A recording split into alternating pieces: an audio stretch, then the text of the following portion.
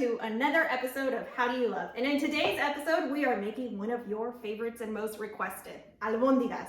With this weather getting a little bit cold now, albóndigas is the perfect recipe to bring warmth and love to your family and lots of rich nutrients, especially the way I make it. For today's recipe, you will need the ingredients you see here.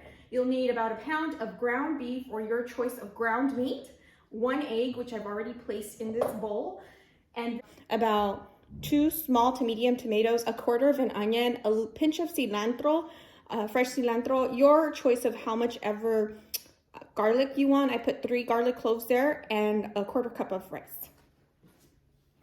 For my dry ingredients, I have 2 teaspoons of salt, which are going into my bowl, an equal amount of consommé, chicken consommé. Sounds weird, but it's gonna be great. And a little bit of tomato consommé and a little bit of oregano, which I will show you how to pulverize. I also have 3 bags of frozen fresh veggies.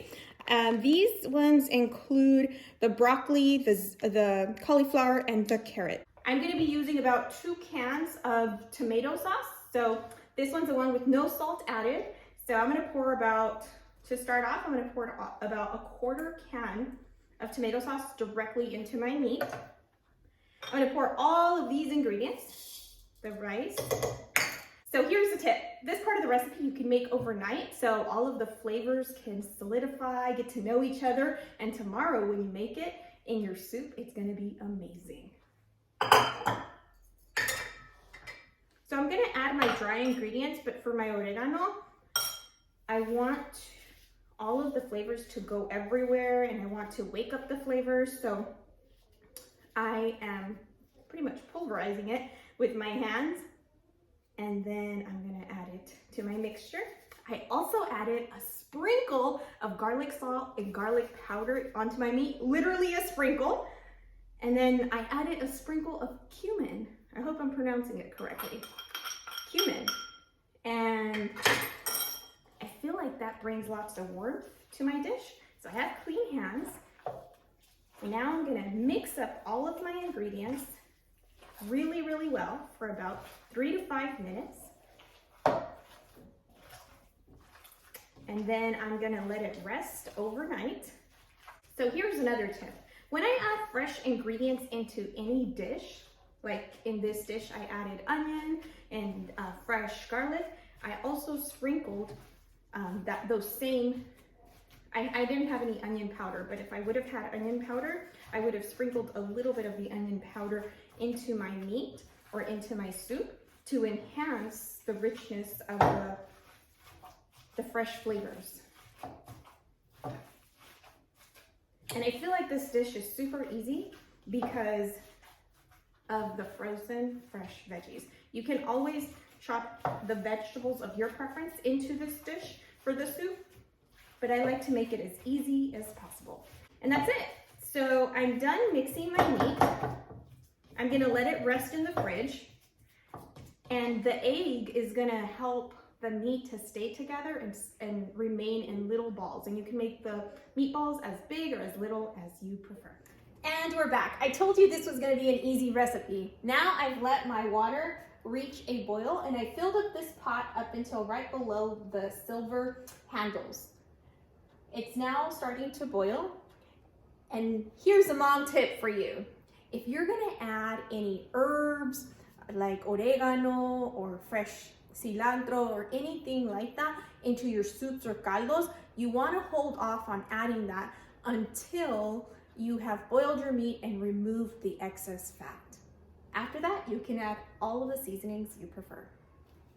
So at this point, if you remember, we had 2 cans of tomato sauce and we only put about 1/4 to 1/2 can into our meatballs, into our albóndigas, right? So now we're gonna add the remainder of that can and this one into our water.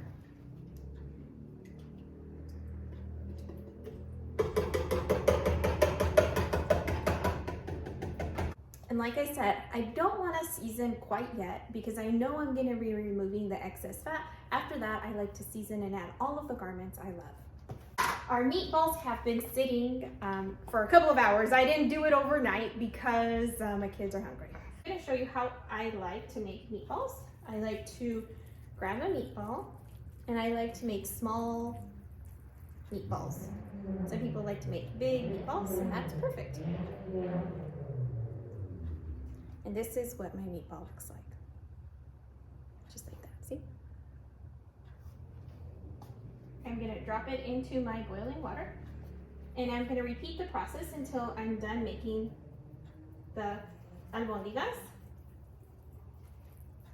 I'm gonna repeat this process. I'm gonna allow my meatballs to fully cook while still remembering that we have rice in there, so that also has to fully cook, and I will teach you how to test if your meatball is ready. So my albóndigas have been boiling for 30 minutes, and as you can see, they're almost ready. This is what I'll be removing from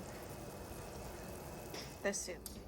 And we're back. Now here's another mom tip. When you are making any soups or caldo, you want to keep in mind how much water you're adding. Because I started off with water up to here, and then once I added all of my albóndigas, the water rose. As the water has evaporated, as it has come down a little, but I also want to consider the vegetables and how much volume and how much that's going to cause the water to rise. So keep that in mind. I've fully removed all of the excess stuff that I showed you a little bit earlier from the caldo, and you want to do that with your soups, especially if you're using meats.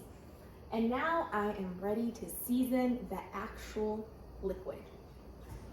So for that, I am going to be adding 3 tablespoons of chicken consommé,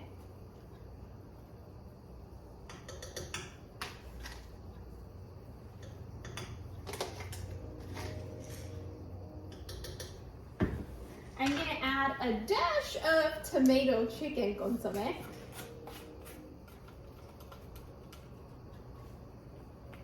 And this is what a dash looks like. See, it's not that much. I'm also going to add a sprinkle of garlic powder and 1 tablespoon of salt. And you can season to your preference. I still haven't added my vegetables. I'll be adding my vegetables towards the end. And now for the finishing touches. So I have like a sprinkle of oregano in my hand, and I'm gonna gently take it apart, but not entirely. I don't want it like completely pulverized, just a little bit. And that's gonna add flavor to my caldo. So I'm gonna put that in. At the 1 hour mark of my albóndigas cooking, I added the vegetables. And here's the mom tip. When you are adding frozen vegetables to your soups or caldos, you do not want to taste the flavor of the soup until the veggies have cooked fully, because that's going to release a little bit of water, so you want to take that into consideration.